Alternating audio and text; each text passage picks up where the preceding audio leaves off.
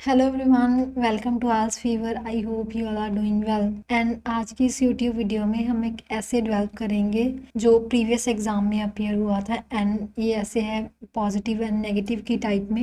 And इसके sample answer के साथ जब मैं ऐसे डेवलप करूँगी तो मैं आपको ये बताऊँगी कि एक 7+ बैंड कैसे लिख सकते हैं, उसमें कौन कौन से जो फीचर्स हैं जो बैंड डिस्क्रिप्टर के हिसाब से हमें ध्यान में रखते हैं वो कौन कौन से हैं, एंड उसे कैसे मेंटेन करते हैं एक ऐसे में। अगर आप जो अपना ऐसे 7+ 8+ लिखना चाहते हैं तो सबसे पहले हम टॉपिक से स्टार्ट करते हैं। जो टॉपिक है, these days many people like to watch live performances such as shows और concerts at home either on TV और on a computer instead of attending in person. कि आज के टाइम पे या आज के दिनों में जो बहुत से लोग हैं उन्हें जो लाइव परफॉर्मेंसेस है, जैसे कोई शोज़ हो गए, कॉन्सर्ट्स हो गए या स्पोर्ट्स इवेंट्स हो गए, उन्हें घर पे बैठ के देखना, लाइव देखना अच्छा लगता है अपने कंप्यूटर पे या टीवी पे, इंस्टेड ऑफ उन्हें इन पर्सन या बाय फिजिकली उसे अटेंड करने से। Do the advantages of this trend out with this it's disadvantages, कि आपको इसके एडवांटेजेस एंड डिसएडवांटेजेस बताने हैं। एंड जो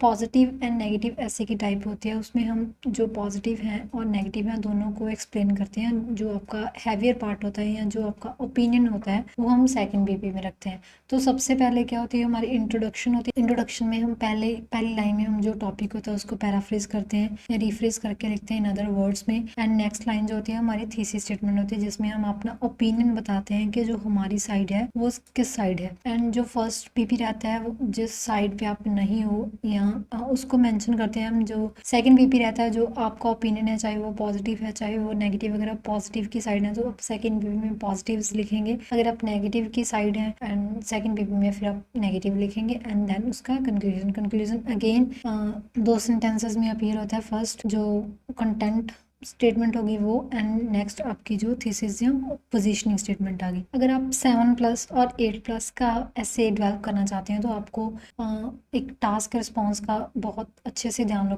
रखना होता है कि जो आपको क्वेश्चनिंग की है, जो भी आपको एक टास्क अपीयर हुआ है, जो टॉपिक अपीयर हुआ है उसके अकॉर्डिंग आपको उसका आंसर करना होता है। जो उन्होंने पूछा है आपको टॉपिक में, आपको उसी हिसाब से उसका आंसर करना होता है। तो वो जो टास्क रिस्पॉन्स है आप अच्छे से अचीव कर सकते हैं उसके वेल सपोर्टेड आइडियाज़ लिख के। एंड नेक्स्ट उसका कोहेरेंस एंड कोहेजन होता है। कोहेरेंस एंड कोहेजन मीन्स उसकी फ्लुएंसी आपने कैसे मेंटेन किया है, आपका जो फर्स्ट सेंटेंस है वो सेकंड सेंटेंस से अच्छे से कनेक्ट कर रहा है, तो वो 7+ बैंड कैसे होता है। एंड नेक्स्ट उसके लेक्सिकल रिसोर्सेज कैसे हैं, आपने उसमें कैलकुलेशंस कैसे यूज़ की हैं, वो कैब आपकी कैसी है वो डिपेंड करता है। एंड नेक्स्ट ग्रामेटिकल रेंज, कि आपने कितने अच्छे से compound and complex sentences use किए हैं, सिंपल एंड कंपाउंड सेंटेंसेस का मिक्सचर यूज़ किया है, वो डिपेंड करता है ग्रामर पे। एंड अगर आप बहुत अच्छे से इस 4 फीचर्स को रिप्रेजेंट कर रहे हो अपने ऐसे में तो आप इजीली 7+ और 8+ बैंड का ऐसे लिख सकते हो। तो हम इस ऐसे में स्टार्ट करते हैं सबसे पहले इंट्रोडक्शन से। इंट्रोडक्शन हम कैसे लिखते हैं,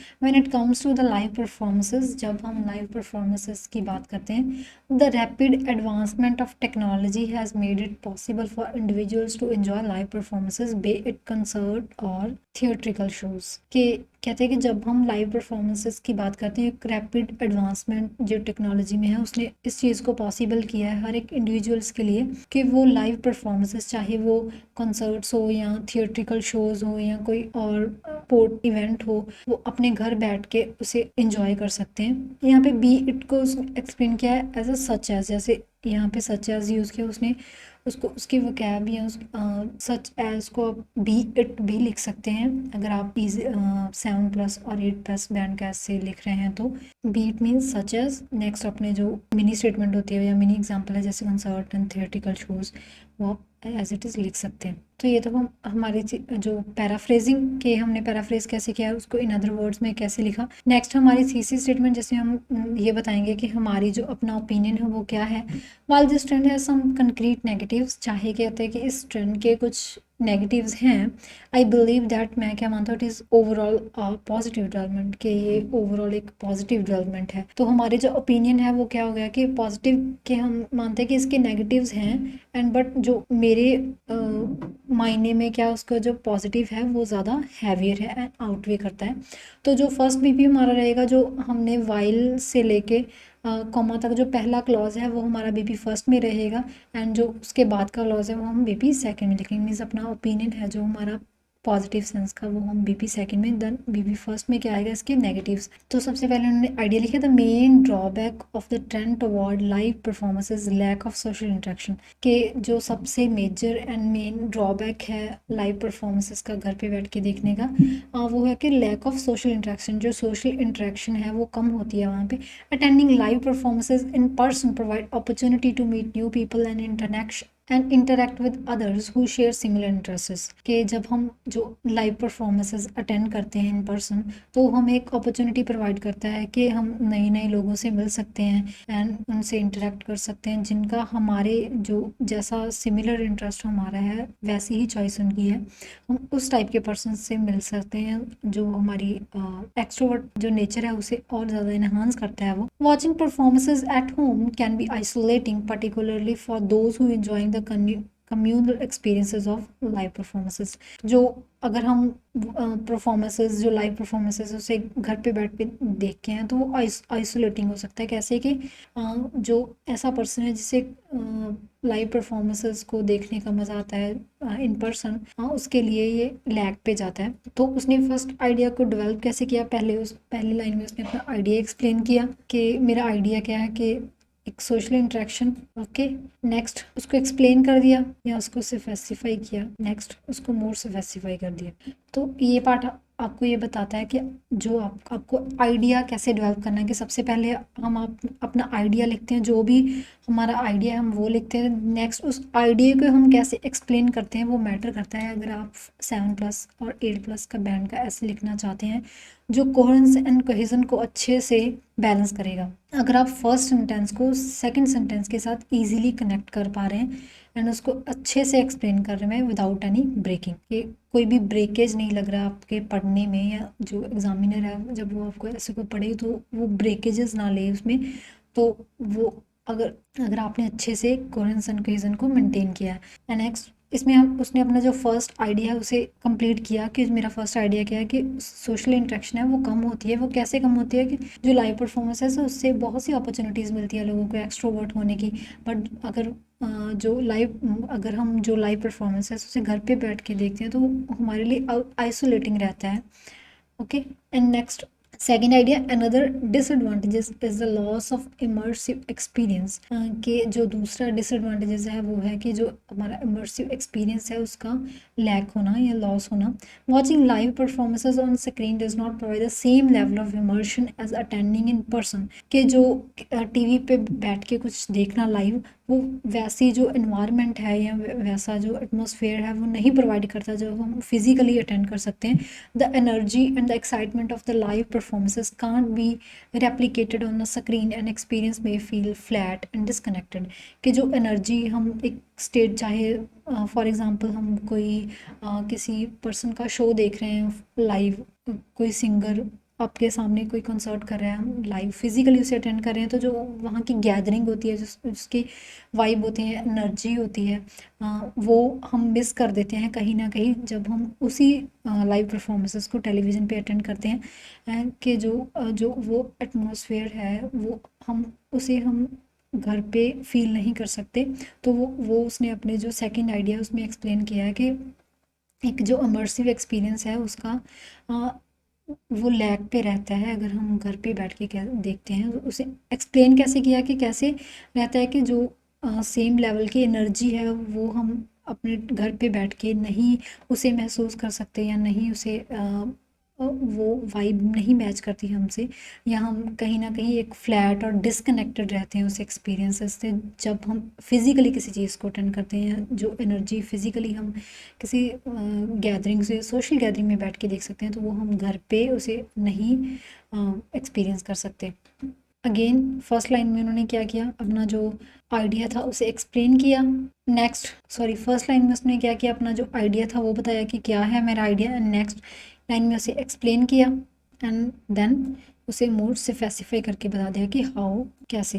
clear. Then move on to the BP second में हम क्या लिखेंगे, कि जो हमने क्या बताया, जो हमारा ओपिनियन था कि पॉजिटिव सेंस है, पॉजिटिव हम जो बीपी सेकंड में लिखेंगे despite the above mention negatives, ऊपर जो मैंने बताए मेंशन किए नेगेटिव्स की बजाय one of the most compelling advantages is accessibility, कि जो सबसे बढ़िया एडवांटेज है उसका वो है असेसिबिलिटी। कैसे? Not anyone sorry not everyone can afford the time और money to attend a live concert, के हर एक के पास टाइम नहीं होता या मनी नहीं होती कि वो लाइव कंसर्ट है उसे अटेंड कर पाए, specially if it is in another city और कंट्री, स्पेशली तब जब वो किसी और कंट्री में और या किसी और शहर में हो।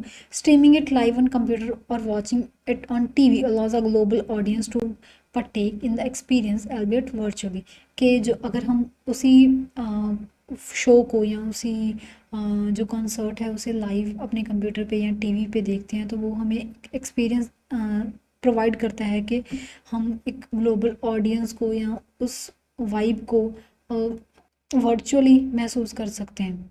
कि उसी चीज़ को लाइव देखना या कंप्यूटर पे देखना तो वो आपको एक अपॉर्चुनिटी देता है कि आप घर पे बैठ के जो अपने फेवरेट, अगर आपका कोई सेलिब्रिटी है तो आप उसके शो को एंजॉय कर सकते हैं विदाउट वेस्टिंग आर टाइम और मनी।